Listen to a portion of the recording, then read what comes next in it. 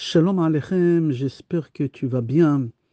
On va faire quelques lois par rapport au jeûne d'Esther et par rapport à la fête des Purim. Cette année, le jeûne d'Esther, il va tomber Shabbat.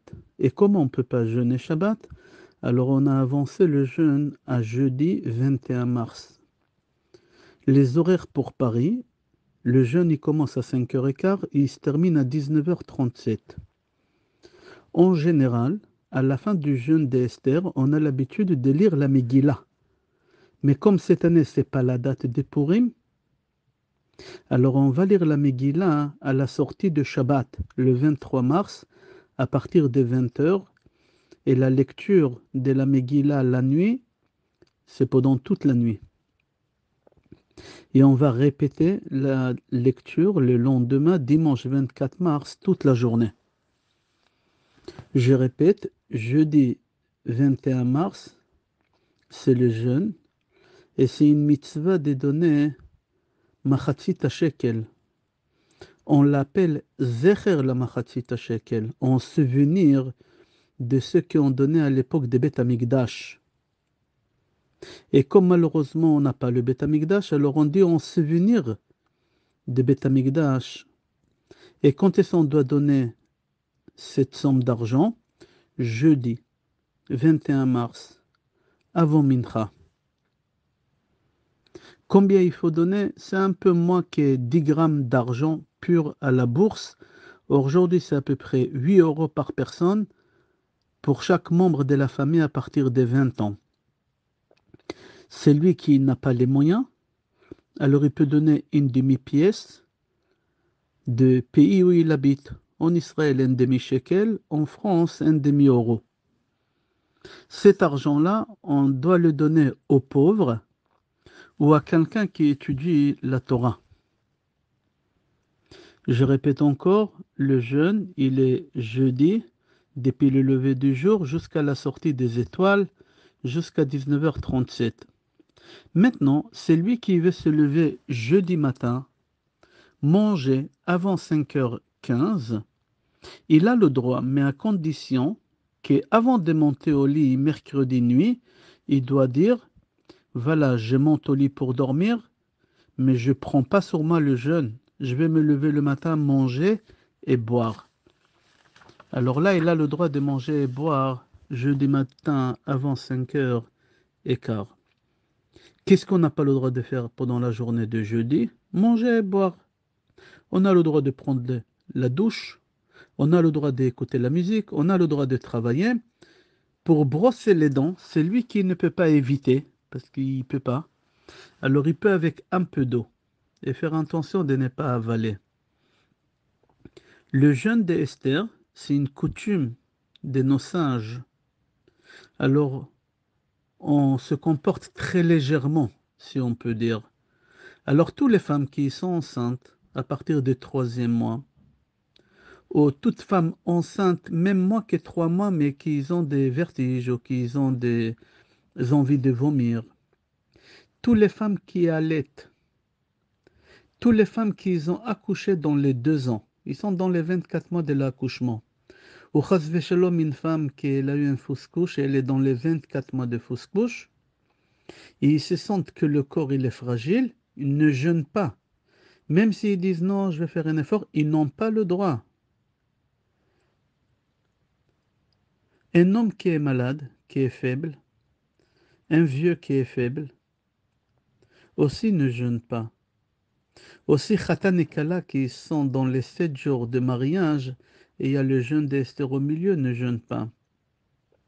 S'il y a un Brit Mila jeudi, Bezrat Hashem, ni le papa, ni le Mohel, ni le Sandak, il jeûne.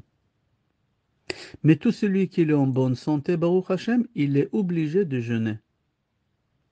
Le jour de jeûne, jeudi, on va faire sortir le Sefer Torah le matin, et aussi à Mincha, à condition qu'il y a 6 hommes qui jeûnent à la synagogue. Qui peut monter au Sefer Torah? Celui qui jeûne. Celui qui ne jeûne pas, il n'a pas le droit de monter au Sefer Torah. Voilà les lois pour ces jeudis. Maintenant, concernant Shabbat. Ce Shabbat qui va arriver, Be'ezrat Hashem, on va commencer un nouveau livre qui s'appelle Vaïkra. Et aussi, ce Shabbat, il a un nom important, très très important, Shabbat Zachor. Shabbat qui précède Purim, on l'appelle toujours Shabbat Zachor, et on va faire sortir deux Sifrei Torah. Le premier Sefer, on va lire la paracha de la semaine, Vaïkra, et le deuxième livre, on va lire dans Parashat Kitetse, Zachor et Asher Asa Lecha Amalek. Tout le monde a l'obligation d'aller à la synagogue et écouter cette lecture qui est très courte. Tous les garçons à partir des 13 ans et plus. D'après la plus grande partie des décisionnaires, depuis toujours disent que cette lecture elle est obligatoire de la Torah. Alors quand tu vas à la synagogue, tu dois te rendre quitte de cette lecture-là. Et il faut faire sortir le plus beau Sefer Torah qu'on a à la synagogue. On n'est pas très clair, est-ce que les femmes, ils ont l'obligation, ils n'ont pas l'obligation d'écouter cette lecture parce qu'ils ne vont pas à l'armée, mais on a l'habitude que les femmes écoutent cette lecture-là. Moi, personnellement, dans ma synagogue, on fait une lecture spéciale pour les femmes avant Mincha, parce que les femmes, ils ne peuvent pas le matin aller à la synagogue quand ils ont des enfants en bas âge, etc. Alors le mari il reste à la maison et la femme, elle va à la synagogue écouter cette lecture. À la sortie de Shabbat, vers 20 heures à Paris, c'est une obligation d'écouter la lecture de la Megillah. Homme ou femme. Celui qui n'a pas lu la Megillah ou a écouté la lecture de la Megillah pendant cette nuit, il a raté la mitzvah, c'est dommage. Tout le monde a l'obligation, hommes et femmes. Parce que les femmes aussi, ils ont participé, ils ont profité de ce miracle. On n'a pas le droit de parler pendant la lecture. Jusqu'à la fin de la lecture, la dernière bracha. On doit faire attention de ne pas éviter à écouter ou ne pas écouter ou sauter un seul mot. Avant de commencer la lecture de la Megillah, on a l'habitude de la dérouler d'abord et après on fait la bracha et on commence la lecture. On ne peut pas se rendre quitte de la lecture de la Megillah à travers la radio, la télé ou Zoom. On est obligé de se déplacer à la synagogue et écouter la Megillah. Ça, c'est la première mitzvah des Purim. Et on va la répéter les lendemains encore. Et les lendemains, c'est-à-dire cette année, dimanche, pendant toute la journée, on a 4 mitzvot. La première mitzvah, c'est le matin, la lecture de la Megillah à nouveau. La deuxième mitzvah, on l'appelle Mishloach Manot Ish Lere'eu.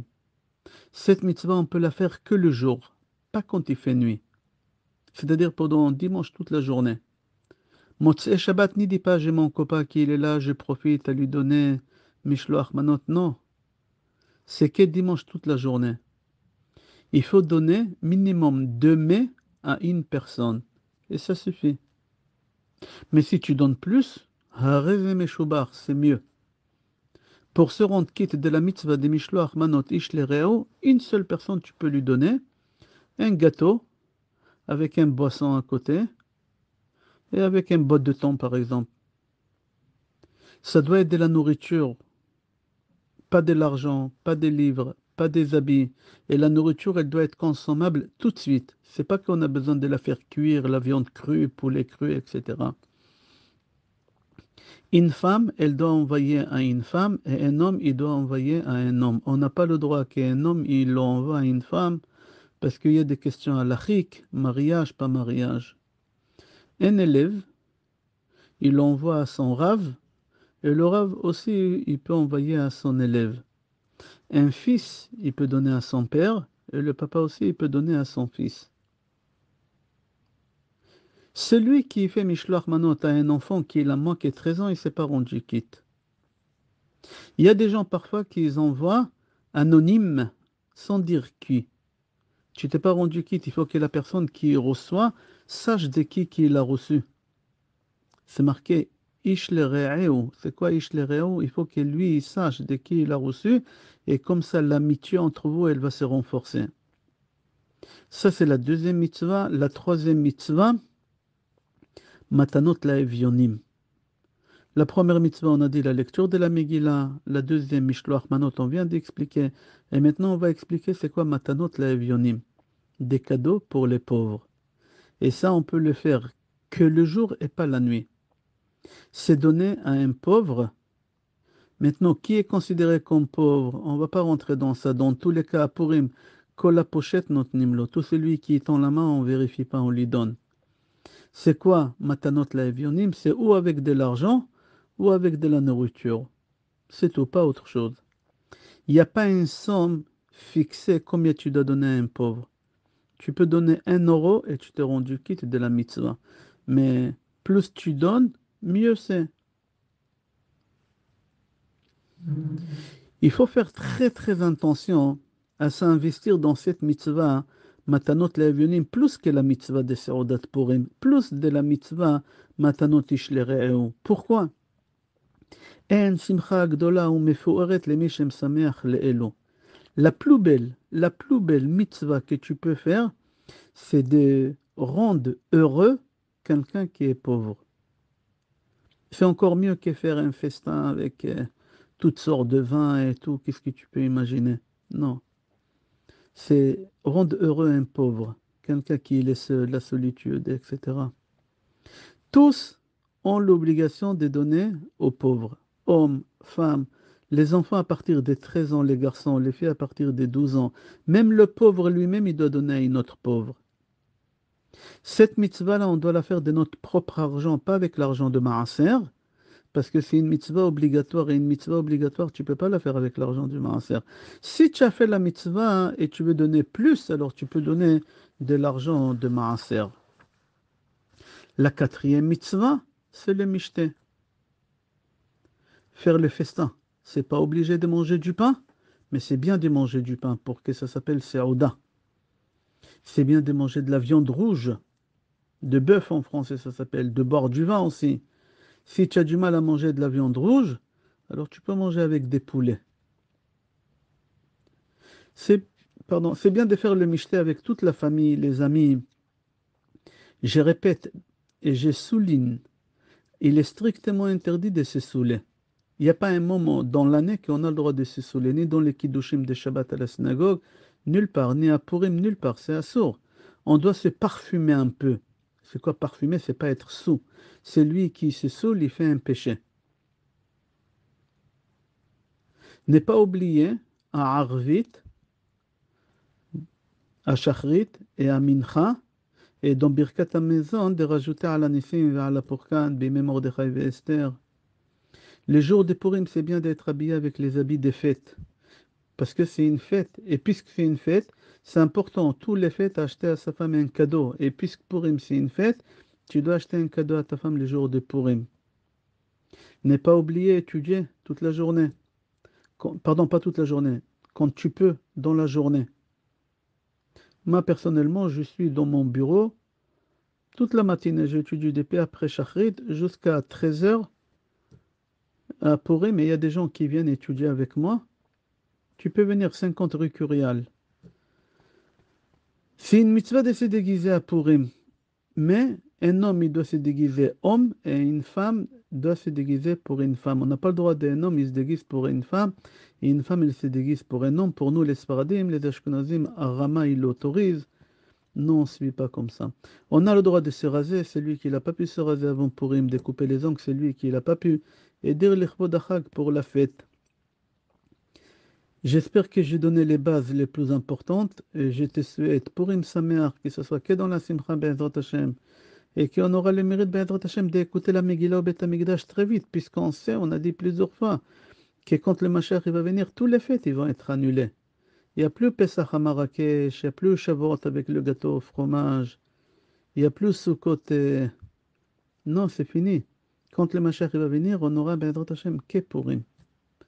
Et tous les livres ils vont être annulés. Il n'y a plus Tehillim, il n'y a plus Kohelet, il n'y a plus Shirachirim. Il n'y a plus tout ça.